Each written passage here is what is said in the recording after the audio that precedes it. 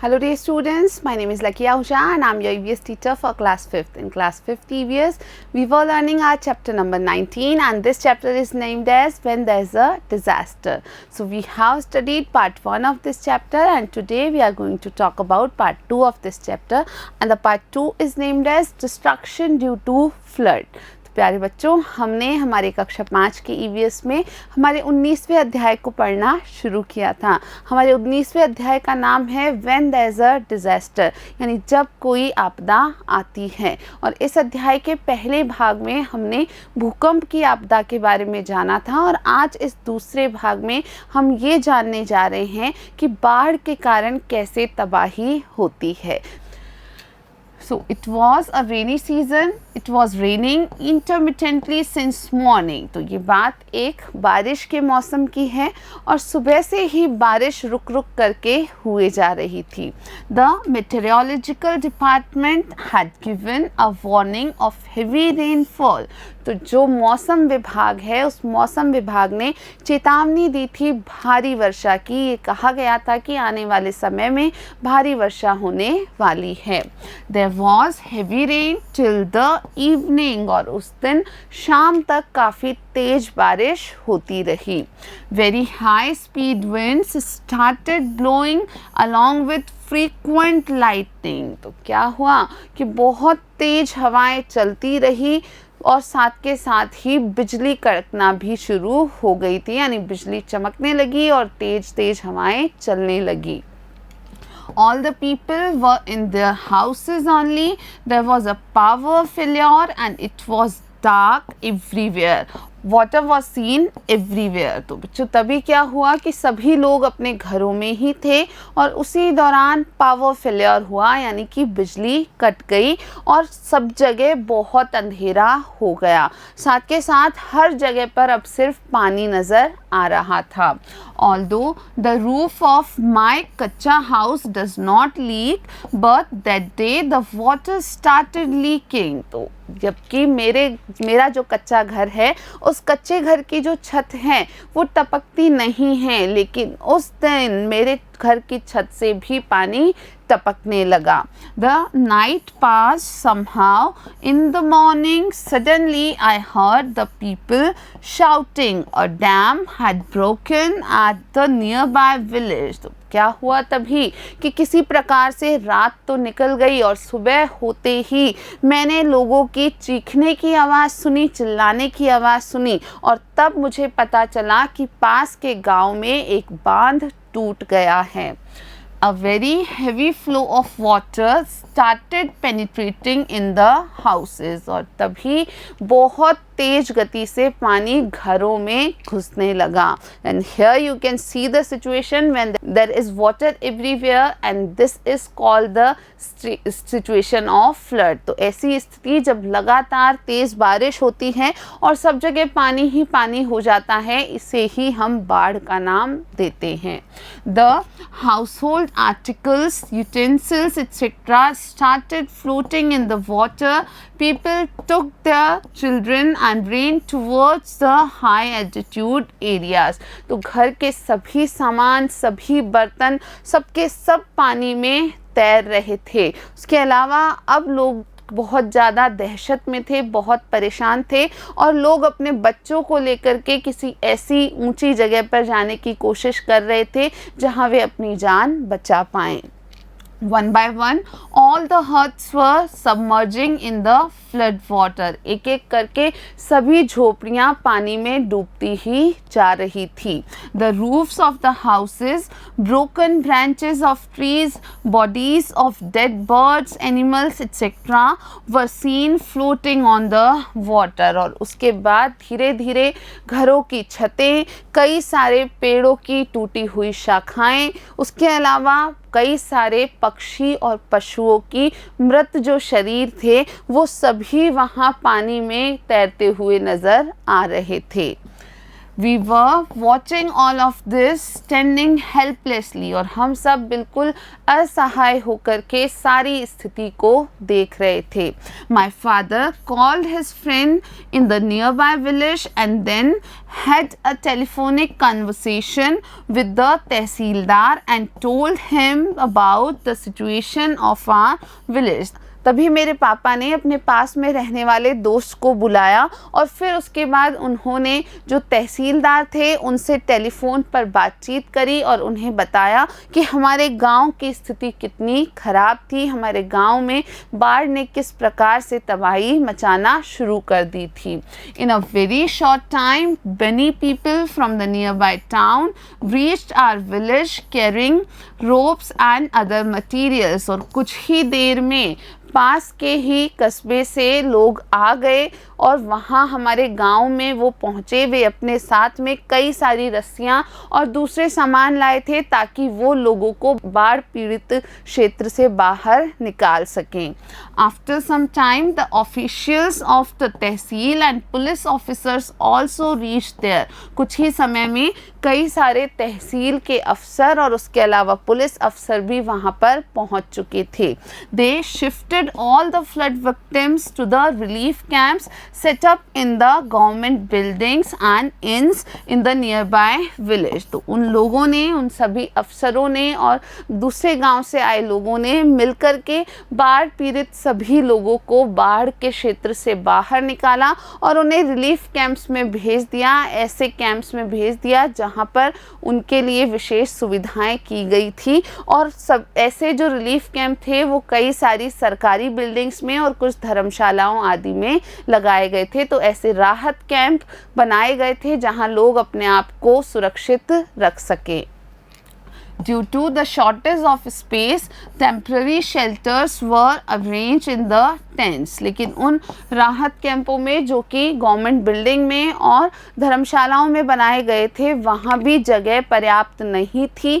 इस कारण से, जगह की कमी के कारण कुछ टेम्पररी शेल्टर्स बनाए गए या कुछ टेंट की सहायता से रहने के स्थानों की भी सुविधा की गई. So such kind of tent and these are named as temporary shelters. So these were also arranged. तो इस तरीके के टेंट में रहने की सुविधा भी वहाँ पर की गई. Many of the villagers got carried away with the flood water and the policemen were searching them. तो कई सारे जो गांव वाले थे वो वास्तव में बाढ़ के पानी के साथ बह गए थे और इस कारण अब पुलिस वालों ने उन्हें भी ढूंढना शुरू कर दिया. An ambulance was commuting continuously taking the injured flood victims. The food items, medicines etc. were provided by the NGOs and the administration. उसी समय एक एम्बुलेंस थी जो कि फ्लड विक्टिम्स में जो इंजर्ड थे यानी बाढ़ पीड़ित ऐसे लोग जो किसी तरीके से चोटिल हो गए थे, उन्हें कोई घाव लगे थे, तो उन लोगों को वो एम्बुलेंस हॉस्पिटल लेकर के जा रही थी. उसके अलावा वहाँ पर जो भी व्यवस्था करने वाले लोग थे वो और कुछ NGO के लोग, कुछ स्वयंसेवी संस्थाओं के लोग कई सारे फूड आइटम यानी खाद्य पदार्थ और दवाओं की भी उपलब्धता करा रहे थे. यानी लोगों को खाने की चीज़ें पहुंचाई जा रही थी, लोगों तक दवाइयां पहुंचाई जा रही थी और इस कार्य में सरकारी लोग तो मदद कर ही रहे थे, लेकिन कई ऐसे लोग जो स्वयं की इच्छा से मदद करने को आगे आए थे वो भी वहाँ मौजूद थे. After some days the flood water level decreased. और कुछ दिन के बाद अंततः जो बाढ़ के पानी का स्तर था वो कम हो गया. I was watching all this and I saw that people returned to their village. मैं ये सब देख रहा था और तब मैंने देखा कि लोग वापस अपने गांव में आ रहे थे. The village was in the worst condition. लेकिन जो गांव था वो बहुत बुरी स्थिति में था.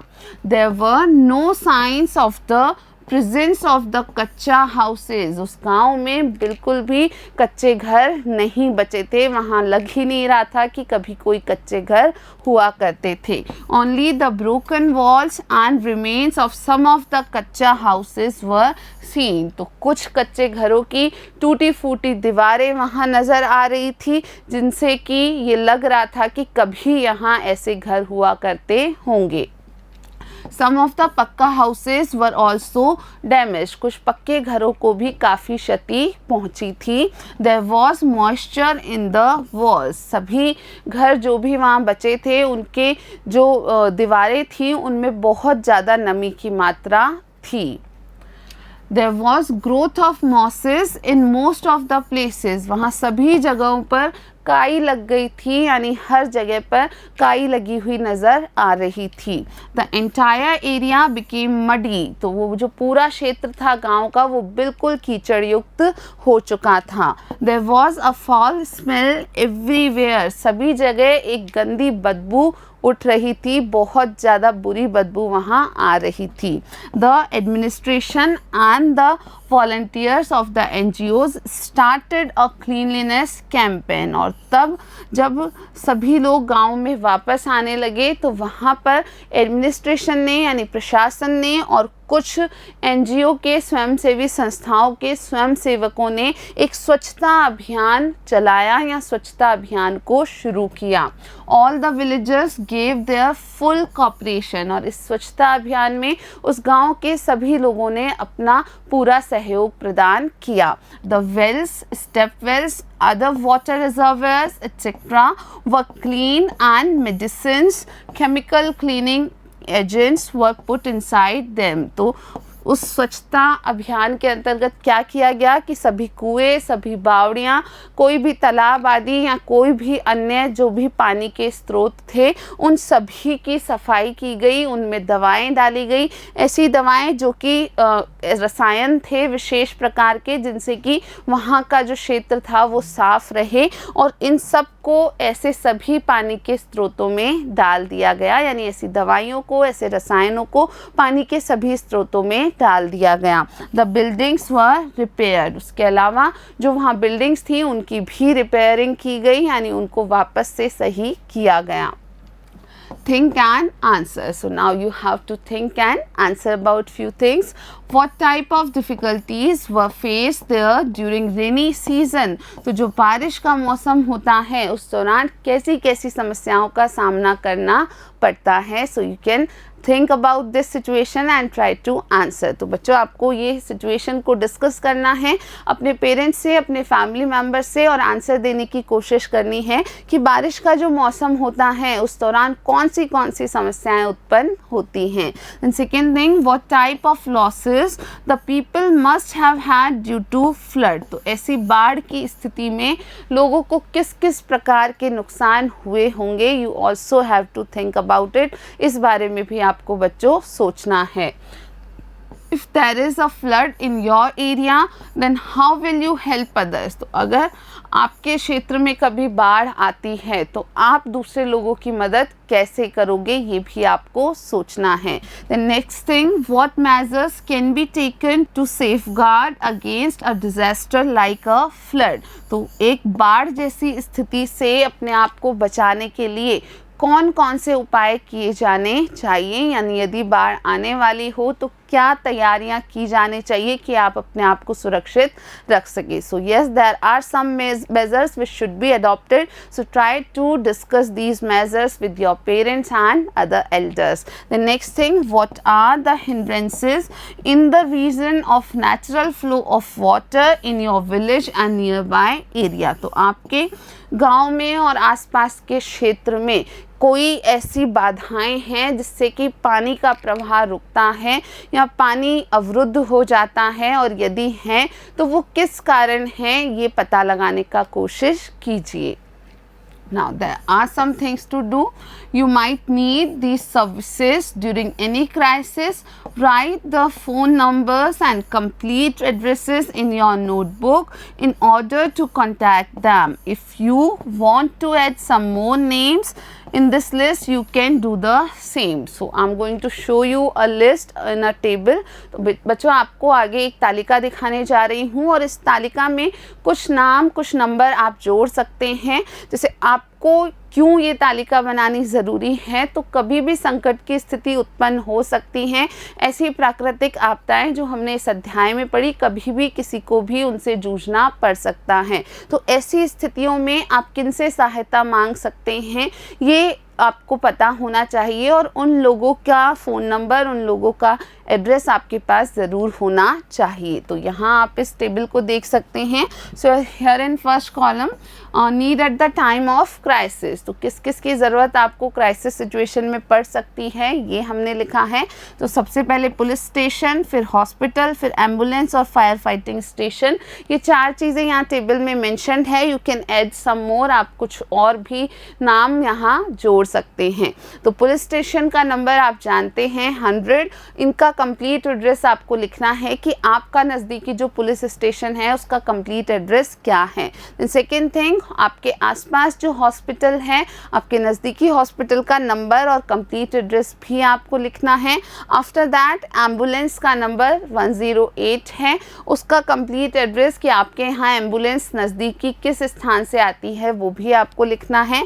After that fire fighting station का क्या नंबर होता है, you have to find it out and you also have to write the complete address of the fire station near you. तो आपके पास में जो भी फायर स्टेशन है, अग्निशमन केंद्र है, उसका नंबर और उसका पूरा पता भी आपको लिखना है। So these are few information which you should always have with you. ये सूचनाएं आपको हमेशा अपने साथ रखनी चाहिए। Do this activity. Now you have to conduct an activity. Search and collect news and pictures from the newspapers about disasters like storm, flood, earthquake, firebombing, etc. that occurred in the world during the last few months.